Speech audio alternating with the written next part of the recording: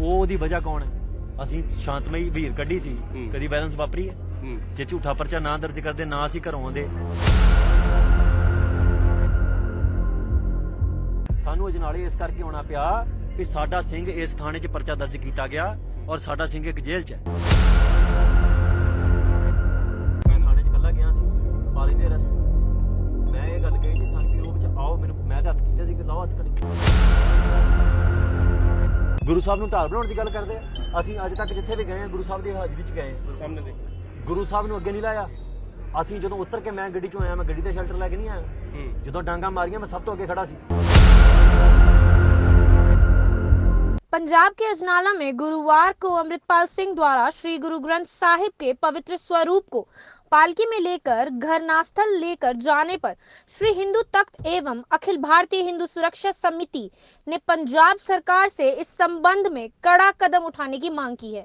वहीं सर्वेश्वरानंद भैरव और रमेश दत्त ने कहा कि श्री गुरु ग्रंथ साहिब को ढाल के रूप में इस्तेमाल करने वाले राज्य के वारिस नहीं हो सकते हैं। यदि सरकार 7 दिनों में अमृतपाल सिंह व साथियों का पासपोर्ट जब्त व उन पर बनती कार्रवाई नहीं करेगी तो श्री हिंदू तख्त एवं अखिल भारतीय हिंदू सुरक्षा समिति के सैनिकों को ये कार्य करने मजबूरन कूच करना पड़ेगा। इस दौरान स्वतंत्र पासी, आशुतोष गौतम, राजेश कहर, मनीष दुबे, पंचम चौहान, सुनील शर्मा आदि मौजूद रहे। अजनाला ही घटना के बाद पंजाब के सीएम भगवंत मान ने भी कहा था कि जो श्री गुरु ग्रंथ साहिब को धरना स्थल पर लेकर जा रहे हैं वे पंजाब के वारिस हलाने के लायक नहीं हैं।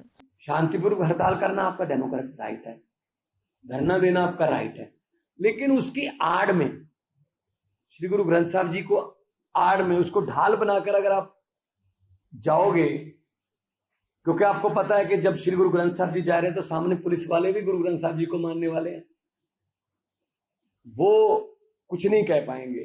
तो इसकी आड़ हम लेते हैं। श्री गुरु ग्रंथ साहिब जी से आशीर्वाद लें, उनकी शिक्षाओं पर चलें, लेकिन ये नहीं होना चाहिए कि उसकी आड़ में आप कहीं पे आ गए और पुलिस ने आपको कुछ नहीं कहा तो इसको आप बोलने लगे हम जीत गए, हमने ये कर दिया। तो पंजाब में फिर कहता हूं अमन शांतिपूर्वक है और इसकी चारों तरफ से इस बात की निंदा हो रही है कि श्री गुरु ग्रंथ साहिब जी को ऐसे गलियों में लेके जाके या थाने के सामने लेके जाके पुलिस वालों को मतलब उनके इमोशंस को ऐसे उन्होंने मतलब इस्तेमाल किया। लेकिन मैं पंजाब पुलिस को इस बात की बधाई देता हूं कि भले ही उनको चोटें लगी हैं, लेकिन उन्होंने श्री गुरु ग्रंथ साहिब जी का अपमान होने से बचा लिया। तो लेकिन अभी मैं हमारे धर्म के जो विद्वान हैं उनसे भी बेनती करता हूं, इस बात पे सर जोड़ के बैठना चाहिए कि क्या अभी कल कोई जमीन पर कब्जा लेने जाएगा तो वहां श्री गुरु ग्रंथ साहिब जी का प्रकाश कर लेगा जी, तो आप पुलिस तो आ ही नहीं सकती जी, हमने तो कब्जा कर लिया। तो श्री गुरु ग्रंथ साहिब जी हैं, वो आशीर्वाद देते हैं, वो शिक्षाएं देते हैं, सच्चा सुच्चा जीवन जीने की शिक्षा उसमें दर्ज है। लेकिन ऐसा नहीं है कि आप उनका इस्तेमाल करके आप कोई ऐसा काम करो। लड़ाई है, निजी है, सरकारी है, कैसी भी है, आप बैठ के बात कर लिए, टेबल पे सब हो जाता है। तो ये जो ऐसा करेगा वो पंजाब का वारिस नहीं कहता है।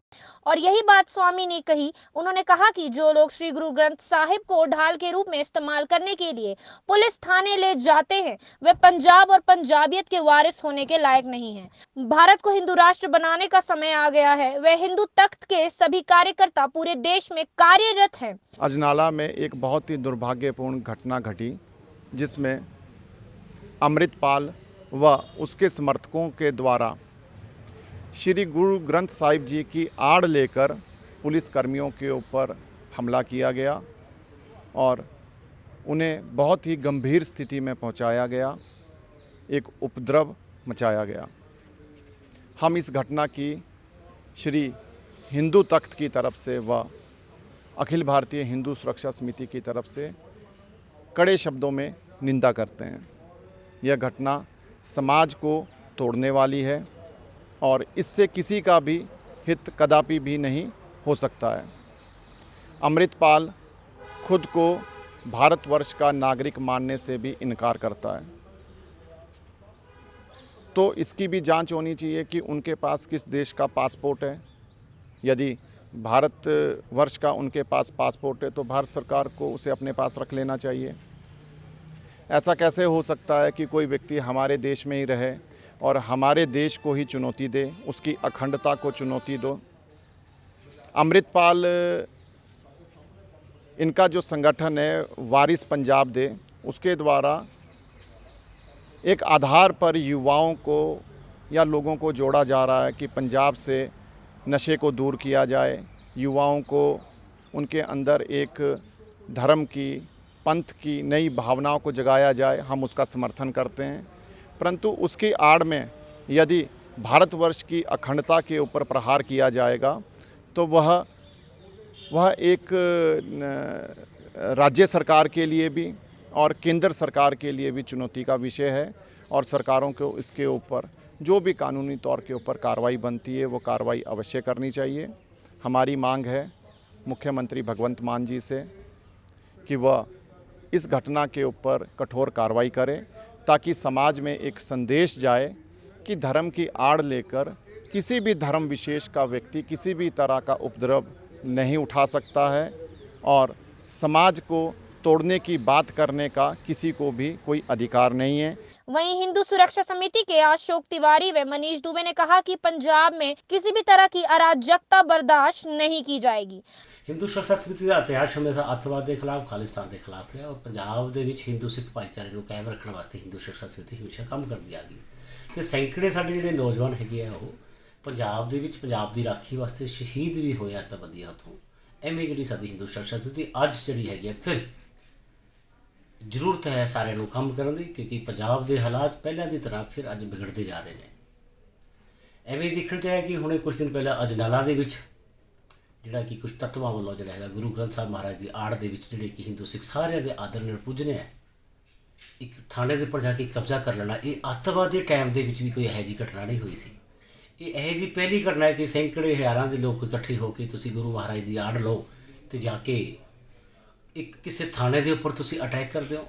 ਔਰ ਮੈਂ ਸ਼ਲਾਘਾ ਕਰਦਾ ਹਾਂ ਉਸ ਪੁਲਿਸ ਪ੍ਰਸ਼ਾਸਨ ਦੀ, OSP ਸਾਹਿਬ ਦੀ, DSP ਜ਼ਖਮੀ ਹੋਏ ਜਿਨ੍ਹਾਂ ਨੇ ਗੁਰੂ ਮਹਾਰਾਜ ਦਾ ਆਦਰ ਸਤਿਕਾਰ ਕਰਦੇ ਹੋਏ ਜਿਹੜਾ ਹੈਗਾ ਜੀ ਉਹ ਉੱਥੇ ਪਰ ਕਿਸੇ ਤਰ੍ਹਾਂ ਦੀ ਕਾਰਵਾਈ ਨਹੀਂ ਕੀਤੀ, ਚਾਹੇ ਉਹ ਲੋਕ ਆਪ ਤਲਵਾਰਾਂ ਦੇ ਨਾਲ, ਡੰਡਿਆਂ ਦੇ ਨਾਲ ਕੁੱਟੇ ਤੇ ਵੱਢੇ ਗਏ ਨੇ।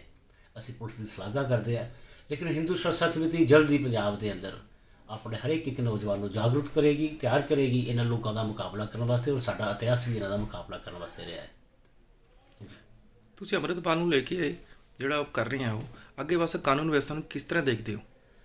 ਬੇਸਿਕਲੀ ਜੇ ਕਾਨੂੰਨ ਵਿਵਸਥਾ ਦੀ ਗੱਲ ਚਲੀਏ ਕਿ ਸਾਡੀ ਜਿਹੜੀ ਸਰਕਾਰ ਹੈਗੀ ਆਮ ਆਦਮੀ ਪਾਰਟੀ ਸਰਕਾਰ ਇਹ ਕੀ ਰਾਜਨੀਤੀ ਔਰ ਕੀ ਰਣਨੀਤੀ ਅਪਣਾ ਰਹੀ ਹੈ ਤੇ ਕੁਝ ਸਮਝ ਨਹੀਂ ਆ ਰਿਹਾ।